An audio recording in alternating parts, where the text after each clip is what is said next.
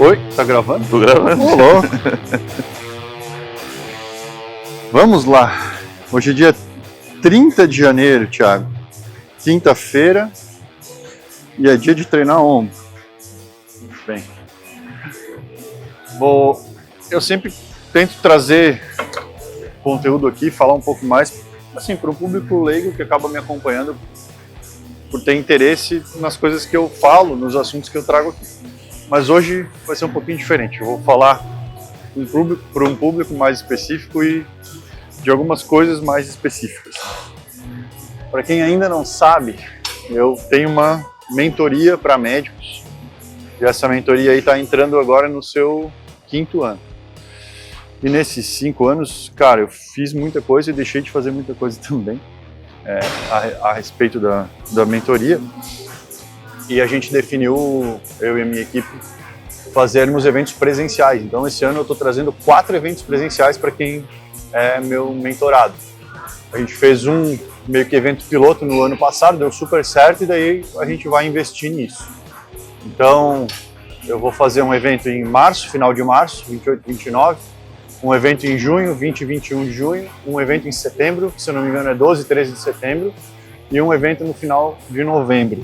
Cada evento com uma temática diferente, trazendo muito mais da minha parte prática também e da prática de outros profissionais com relação ao que a gente faz no nosso dia a dia, eu e outros médicos e outros profissionais da saúde, em temas relacionados ao interesse de todo mundo que está ali na mentoria. Então, o primeiro evento vai falar sobre avaliação física e avaliação metabólica, comigo e com o Olegário. A gente tem aí 10 anos de expertise na área com avaliação física, com avaliação metabólica, então, cara, vai ser uma parada totalmente diferenciada, de uma forma que a gente nunca viu nada parecido. A gente está trazendo algo que vai ser, assim, realmente pioneiro. Tanto a parte teórica, que vai ser mais sucinta, mas principalmente discussão de casos e avaliações ao vivo que a gente vai fazer. Medidas, bioimpedância, avaliação metabólica com calorimetria, enfim. Segundo evento de cardiologia esportiva, daí já numa pegada um pouquinho diferente, com outros cardiologistas, de uma forma um pouco mais específica e um evento bastante intenso em questão de conteúdo e de aplicabilidade prática desse conteúdo para quem vai acompanhar e aplicar isso depois. Terceiro evento de setembro sobre exames laboratoriais, e aí eu falando da minha prática de aí 13 anos atuando na medicina e trabalhando já em diferentes ambientes, porque eu já trabalhei em emergência, em UTI, consultório, com públicos diferentes. Então vou trazer aí toda a minha experiência relacionada a isso. E o último evento sobre uso clínico de esteroides, tratamento do hipogonadismo após o uso de esteroides, que é uma coisa bastante delicada e bastante importante, e recuperação da fertilidade pós uso de esteroide também, que são assuntos que estão em alta e que as pessoas procuram bastante e que a gente pouco aprende na graduação, nas pós-graduações. Então, também, assim, um evento de experiência prática de trazer a realidade do que pode ser feito nesse público em específico no acompanhamento de consultório. Então, 4 eventos, assim, extremamente diferenciados que vão acontecer aí ao longo do ano. E quem é mentorado vai ter o direito de participar de forma gratuita. E quem ainda não é mentorado está ficando de fora e, assim, está perdendo uma oportunidade que não vai se repetir. Cara, e a ideia desses eventos vai ser trabalhar com um público mais restrito. Então eu não vou abrir para muita gente, vai ser realmente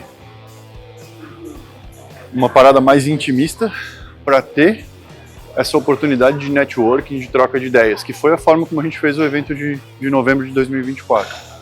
Então, a forma como a gente está organizando, o que a gente está criando, é um investimento full em experiência do usuário. Então é para ser uma experiência completamente diferenciada para quem está vindo até esses eventos. A parte teórica, a parte de discussão de temáticas e tal, é óbvio que é importante, né? E isso aí a gente sempre vai dar o nosso melhor com relação a isso. Mas o evento não pode ser só isso. Se ele é só isso, assim, ele meio que perde o propósito, porque com a quantidade de informação que a gente tem hoje e as formas mais fáceis de obter essa informação, por exemplo, sem deslocamento, não faz sentido evento criado para ser diferenciado, simplesmente ter uma boa temática. Isso é uma condição que, sem a qual, obviamente, o evento não existiria. Mas não pode ser só isso. Então, os nossos esforços estão todos em investir em experiência do usuário. E eu tenho certeza que serão 4 eventos totalmente disruptivos e completamente diferenciados do que a gente vê por aí. E a pergunta é, qualquer profissional pode participar? Como é que funciona? Tem que ser médico, nutricionista, não precisa ter formação, como é que é? A princípio eu estou restringindo a médicos que estão na mentoria. De acordo com a lotação do evento, com base nessa galera, eu penso em abrir para médicos de fora também. O primeiro evento agora, que é o de avaliação física e metabólica, eu também deixei meio que aberto para nutricionistas e profissionais de educação física. Só que eu tenho, assim, praticamente nada de vagas, então quem está entrando em contato a gente está vendo e está informando isso, mas a princípio não tem restrição. De cardiologia esportiva provavelmente vai ser só para médicos, não tem muito sentido a gente abrir para outras áreas da saúde.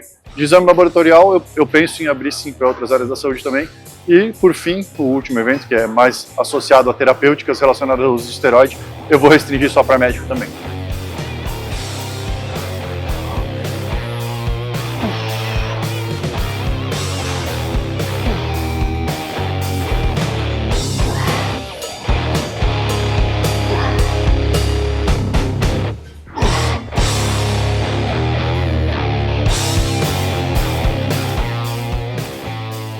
Vou ler um comentário aqui de um babaca, que é o que mais tem na internet, criticando um conteúdo do Gifone, falando sobre risco cardiovascular e tal, falando que não teria risco se fizesse acompanhamento com quem está trazendo esse tipo de informação. E a verdade não é essa. Independente do acompanhamento, o risco está ali. O acompanhamento serve para fazer um diagnóstico precoce, descobrir uma complicação mais cedo e, obviamente, tratar isso de forma adequada. Mas as pessoas insistem em não querer entender isso, em relativizar e banalizar o abuso de substâncias e achar que está tudo certo, infelizmente. E essa semana aí eu tive 2 exemplos bem, assim, vou dizer até extremos. Um deles, um paciente que veio para uma primeira consulta, um rapaz de 30 anos que teve um infarto aos 29. E no momento do infarto ali, ele era um cara assim abusador de esteroides, de estimulantes, de outras substâncias, e que agora tem uma consequência cardíaca para o resto da vida e que, assim, muito provavelmente vai abreviar a expectativa de vida dele, né?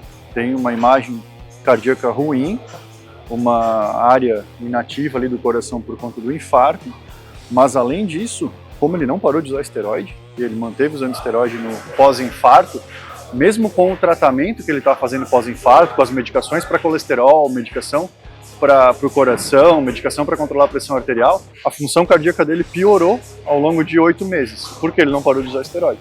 Então, independente do tratamento, independente do acompanhamento, se a pessoa continua abusando, continua fazendo o que a gente vem alertando que aumenta risco, que traz prejuízo, acaba piorando a condição de saúde, independente do acompanhamento que ele está fazendo, da medicação que ele está tomando, do tratamento que ele vem tendo. Enquanto tiver um lado mais forte do cabo de guerra para deteriorar a função cardiovascular, a gente vai ver essa saúde cardíaca piorando cada vez mais. E ainda essa semana teve um outro camarada que eu atendi, de 21 anos de idade, com um histórico de mais ou menos 3 anos de abuso de esteroides por orientação de um coach, depois de um outro médico, e abuso de estimulantes. E ele fez uma avaliação cardíaca e, assim, ele ainda não infartou, mas a avaliação cardíaca dele está muito ruim. É um cara que tem uma insuficiência cardíaca, ainda com fração de ejeção preservada, e que provavelmente vai ficar refém do tratamento farmacológico aí pro resto da vida. E a gente não está falando de um cara de 50, 60 anos que descobre uma insuficiência cardíaca ao acaso lá com uma idade já um pouco mais avançada, que a expectativa de vida dele ali é de, sei lá, mais alguns 20, 30 anos no máximo. A gente está falando de um gurizão de 21 anos, né? E que muitas vezes essa galera não consegue nem projetar o próprio futuro para 10 ou 15 anos na frente. é quase certo que esse tipo de pessoa que acaba colhendo consequência negativa do abuso de substância muito cedo, num futuro não muito distante vai se arrepender das decisões que tinha tomado e do suposto risco que estava assumindo. Porque o que a gente mais vê isso, e mais vê em rede social, em comentário de rede social, é que o pessoal que abusa e que não tem muita cabeça para isso, fala, eu estou assumindo o risco, eu sei o risco que eu estou assumindo. Na verdade não sabe não. A hora que ele se torna dependente de uma medicação para manter um mínimo de função cardíaca o resto da vida e sabendo que aquilo ali possivelmente vai ser a causa de morte dele, o jogo muda. E aí aquele risco que a pessoa realmente assumia muda bastante. A conversa vai totalmente para um outro lado e entra na questão de não devia ter feito, não devia ter feito tanto, devia ter procurado mais informação, devia ter buscado atendimento, acompanhamento antes e tal. Então, eu canso de trazer informação aqui, tem outros colegas muito bons trazendo informação também, e a gente vê tanto comentário ridículo, e a gente vê tanta relativização assim, de riscos e de abusos que chega a ser desanimador. Mas o reflexo disso é ver justamente o que eu vejo em consultório, né? Cada vez mais chegando pessoas mais doentes, com mais complicações e cada vez mais cedo.